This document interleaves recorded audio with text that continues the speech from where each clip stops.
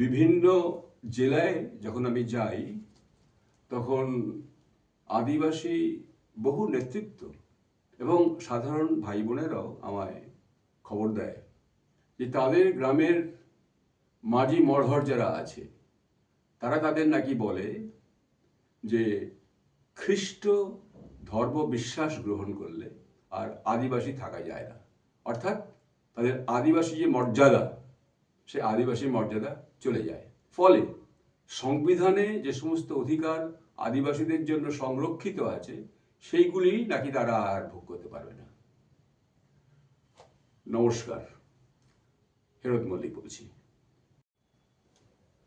আমরা যারা সাধারণ খ্রিস্ট বিশ্বাসী আমাদের একটা সমস্যা আছে যে আমরা অধিকাংশই কিছু জানি না, কোনো খবর রাখি না।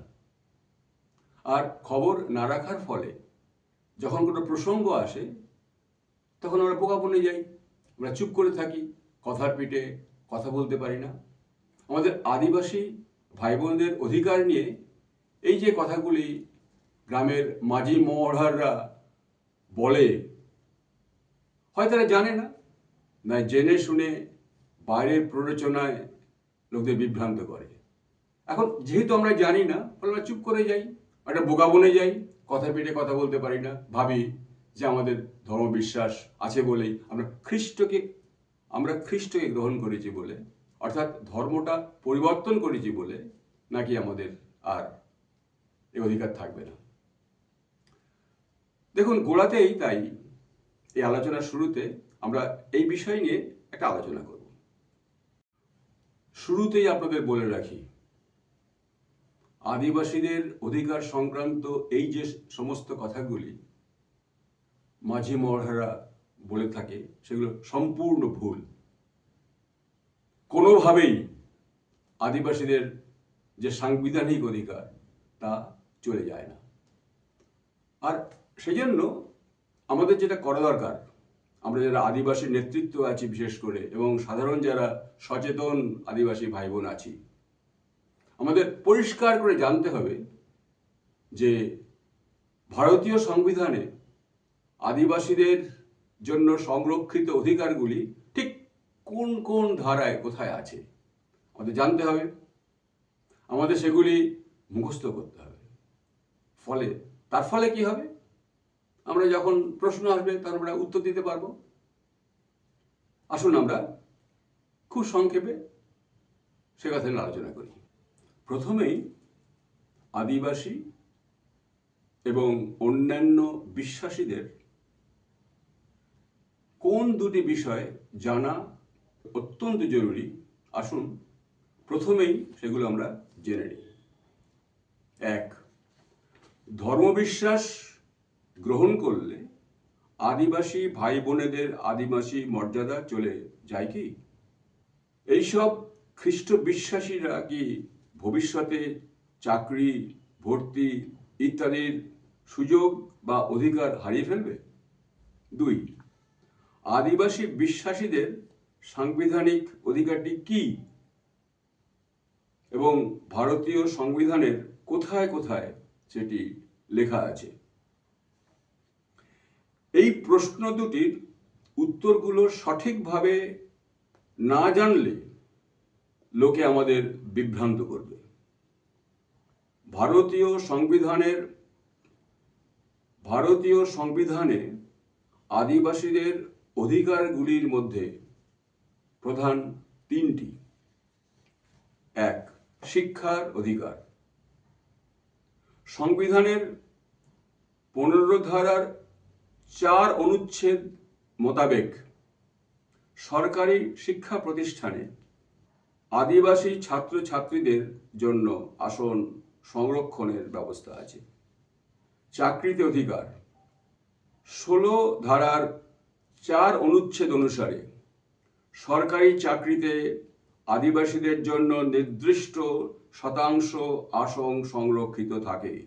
এছাড়া 16 ধারার 4 অনুচ্ছেদ অনুসারে পদোন্নতির ক্ষেত্রেও বিশেষ ছাড়ের ব্যবস্থা রয়েছে। 3. নির্বাচিত হওয়ার অধিকার। সংবিধানের 330 এবং 332 ধারা অনুসারে লোকসভা ও বিধানসভায় আদিবাসীদের জনসংখ্যার অনুপাতে লোকসভা এবং প্রতিটি রাজ্যের বিধানসভায় তাদের জন্য আসন সংরক্ষিত আছে। পঞ্চায়েত ও পুরসভা স্থানীয় স্বায়ত্তশাসিত সংস্থাগুলিতে যেমন পঞ্চায়েত, মিউনিসিপ্যালিটি ইত্যাদিতে আদিবাসীদের জন্য আসন সংরক্ষণের ব্যবস্থা আছে। তাহলে আমাদের করণীয় কি? এই পরিস্থিতিতে আমাদের কি করা উচিত? প্রথম করণীয়, আমাদের স্পষ্ট করে জানতে হবে যে ভারতের সংবিধানের কোন কোন ধারায় এই যে অধিকারগুলির কথা এতক্ষণ বললাম সেগুলি লেখা আছে, আমাদের জানতে হবে।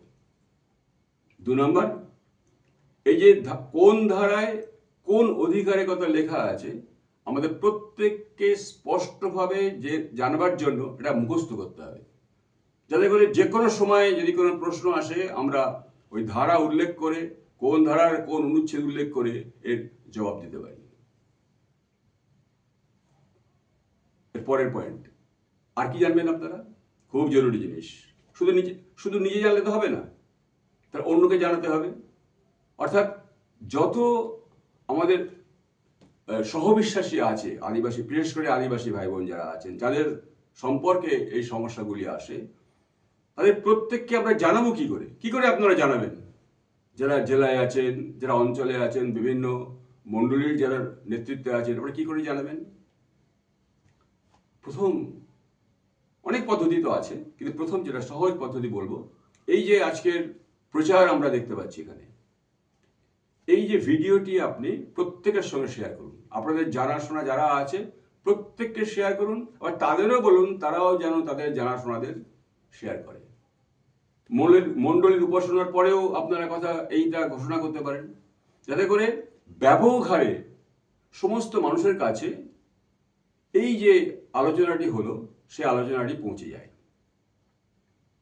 দ্বিতীয়ত,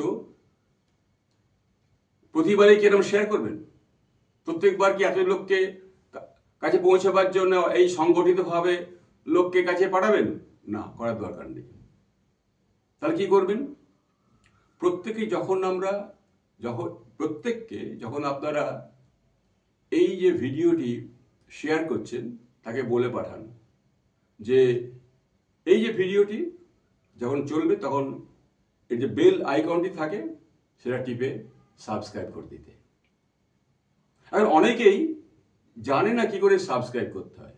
সেক্ষেত্রে যারা নেতৃত্বে আছেন তাদের বলবো, যারা অঞ্চল স্তরে আছেন বা জেলায় আছেন বা চার নেতৃত্ব আছেন, তা আপনারা দায়িত্ব নিন। আপনারা সংগঠিতভাবে সাধারণ মানুষের কাছে যান, যারা পারছে না তাদের নিজেরা করে দিন, তাদের হয়ে সেটা করিয়ে দিন।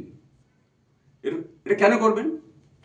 এই কারণে করবেন, যদি ধরুন আমরা আজকের যে সমস্ত আদিবাসী অধ্যুষিত অঞ্চলে আমাদের ভাই বোনরা আছেন, ধরুন তাদের যদি আমরা 10,000 মানুষকে যদি সাবস্ক্রাইব করতে পারি, কথার কথা বলছি, যদি করতে পারি, তাহলে যখনই এই যে আদিবাসী সংক্রান্ত আলোচনাগুলি আমরা কোনো ভিডিও প্রকাশ করব, সঙ্গে সঙ্গে সরাসরি তাকে চলে যাবে। আর শুধু যেই আদিবাসী সংক্রান্ত যে অধিকার তা তো নয়, এর সঙ্গে সঙ্গে আর কি থাকবে? এর সঙ্গে সঙ্গে থাকবে আরো বিভিন্ন ধরনের আলোচনা, বিশেষ করে বিভিন্ন ধরনের আইনি আলোচনা, যেটা আমাদের প্রাত্যহিক জীবনে, আমাদের পারিবারিক জীবনে, আমাদের সমাজ জীবনে প্রতিনিয়ত আমরা অনেক সময় অনেক আইনগত সমস্যার মুখে পড়ি। তার ছোট ছোট ছোট ছোট ভিডিও আমরা তৈরি করছি প্রচারের জন্য। তাতে করে আমরা এইগুলির মাধ্যমে নিজেকে আমরা শিক্ষিত করতে পারবো, আমরা জানতে পারবো, এবং আমরা যখন যেরকম পরিস্থিতি আসবে সচেতনভাবে, সঠিকভাবে আমরা সেগুলোর মোকাবেলা করতে পারবো। শুধু সেইগুলো নয়, এখানে আমরা বিশিষ্ট মানুষদের ইন্টারভিউ প্রকাশ করব। আসলে এখানেই থেমে থাকবো না। এই যে চ্যানেল সময় কথা বলে, এর মধ্যে দিয়ে আমরা বাইবেলের অনেক না জানা কাহিনী, অনেক না জানা ঘটনা বা অল্প জানা ঘটনা এবং অনেক চরিত্র যেগুলো আমরা নাম শুনেছি কিন্তু তাদের সম্পর্কে বিস্তারিত কিছু জানি না, সেই সম্পর্কে বিভিন্ন ধরনের তথ্য সমৃদ্ধ লেখা আমরা নিয়ে এই ছোট ছোট ভিডিও প্রকাশ করব। ফলে সমস্ত মানুষের যদি সাবস্ক্রাইব করা থাকে, তাহলে যখনই এই ভিডিও প্রকাশ পাচ্ছে তখনই সরাসরি তাদের মোবাইলে পৌঁছে যাবে। আমি আরেকবার বলি কি করে সাবস্ক্রাইব করবেন। মোবাইলে দেখবেন পাশে একটা বেল আইকন আছে, ঘন্টার ছবি আছে, ওই ঘন্টার ছবিটা ছুঁয়ে দিন, ছুঁয়ে দিলে সাবস্ক্রাইব হয়ে যাবে। এর জন্য কোনো পয়সা কিন্তু আমাদের লাগে না। নমস্কার।